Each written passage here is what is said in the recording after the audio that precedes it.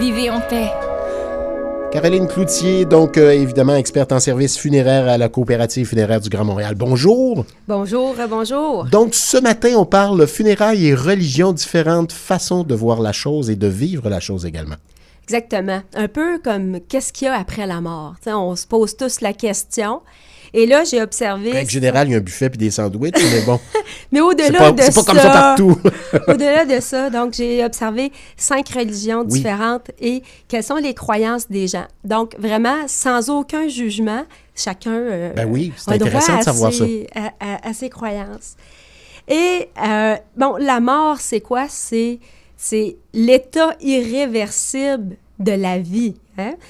C'est quand le cœur ne bat plus, mais c'est aussi quand il n'y a plus d'activité cérébrale.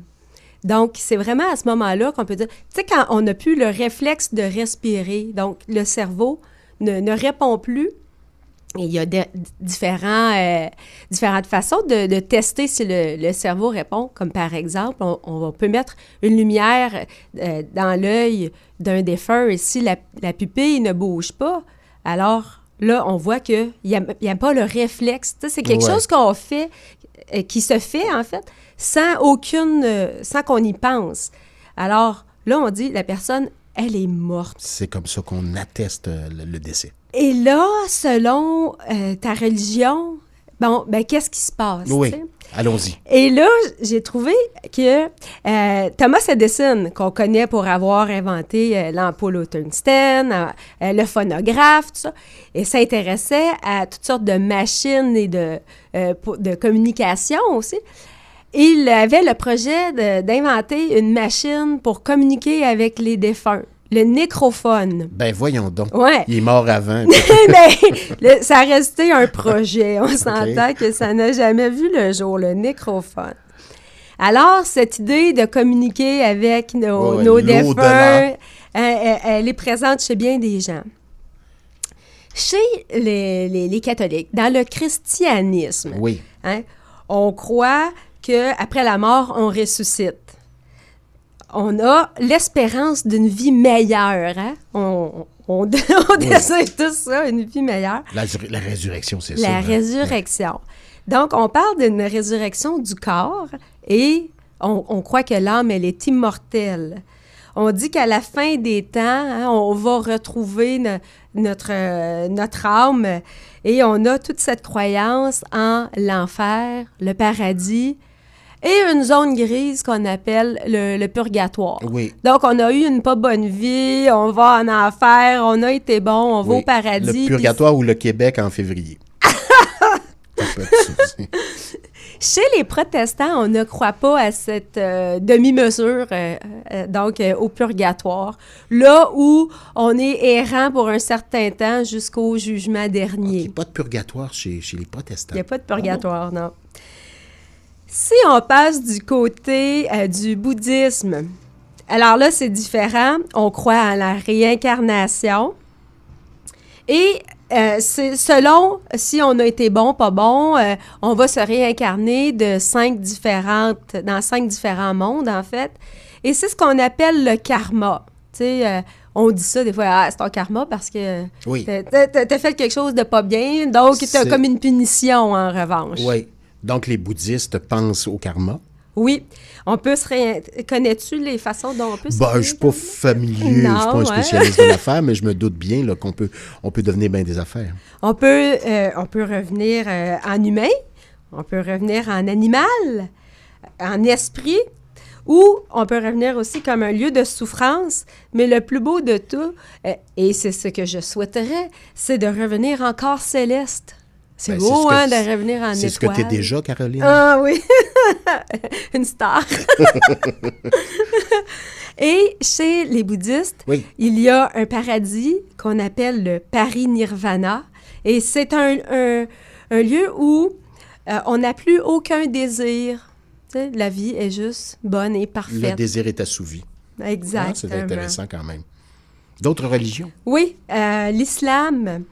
Donc, chez les musulmans, il y a une croyance en la résurrection. Il y a aussi cette idée d'enfer, de paradis et d'espace intermédiaire. Et ce qui est très intéressant, c'est quand quelqu'un décède, on va faire beaucoup de prières autour du défunt parce que le défunt doit répondre à un questionnaire. Il y a 2 anges, Monkir et Nekir, qui questionnent le défunt. Et ça va être responsable de où est-ce qu'il va aller, là. Okay. Au paradis, en enfer ou dans l'espace intermédiaire. Donc, la dualité est encore là, comme chez les chrétiens. Monkir et Nekir, il faut répondre à ces 2 anges. Intéressant quand même. Très intéressant. Oui.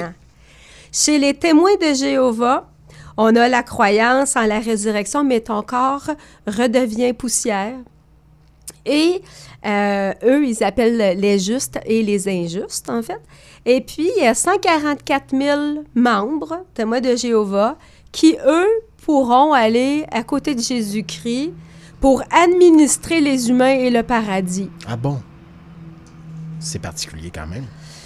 Puis, la plus poétique de toutes, là, c'est l'animisme.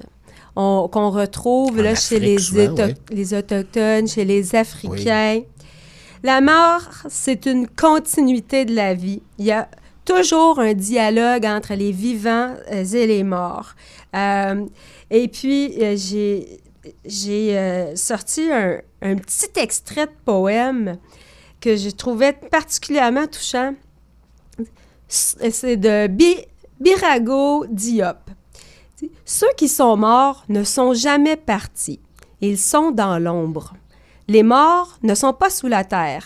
Ils sont dans le bois, dans l'eau, dans la foule. Les morts ne sont pas morts. Alors, c'est chez les animistes et on parle aux morts par nos rêves. Donc, tu sais, on connaît ça, les capteurs de rêves. Oui, tout à fait. C'est pour parler aux morts. C'est pour parler aux défunts. Ah, donc, je trouve ça très, très poétique. Donc, plein d'humains sur Terre, mais bien des façons de voir l'affaire. On voit l'affaire différemment. Puis voilà. toi?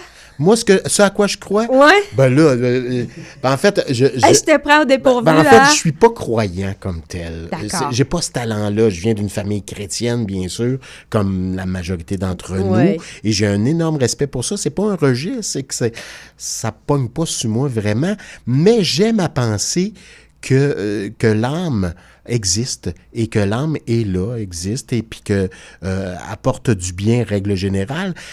J'aime à penser, moi, l'idée, là, puis de plus en plus, on le voit chez vous, à bien des endroits où on peut nous enterrer puis au pied d'un arbre, planter un arbre ou semer un arbre à nos pieds une fois décédés. J'aime à penser qu'un arbre pourrait pousser par-dessus moi, que je pourrais contribuer à amener de la vie encore sous une autre forme. J'aime à penser ça, moi. Ben, c'est une belle façon de faire. Si ça te fait du bien. Mais je pense pas que je survolerai la ville puis en train d'aller jouer des tours au monde. Je pense pas. Tu sais que je t'ai vu à la télé, hein? Oui. La mort nous va si bien. Ben oui, je t'envoie ma facture sous peu, d'ailleurs. Donc, c'était t'étais venu faire un petit tour ici. Exactement. Je te taquine. C'est terminé, là, la mort nous va si bien? En fait, on a gardé le meilleur pour la fin. Donc, c'est pour ça que tu es dans le 7e épisode. Je suis ravi. Venu en studio au mois de décembre dernier. Jeudi, 3h sur TVA, bien sûr. Jeudi, 3h, on peut voir Charles Gaudreau. Et Caroline Cloutier, experte en services funéraires à la Coopérative du Grand Montréal. Merci, à la semaine prochaine. À la semaine prochaine. Vivez en paix, présenté par la Coopérative funéraire du Grand Montréal.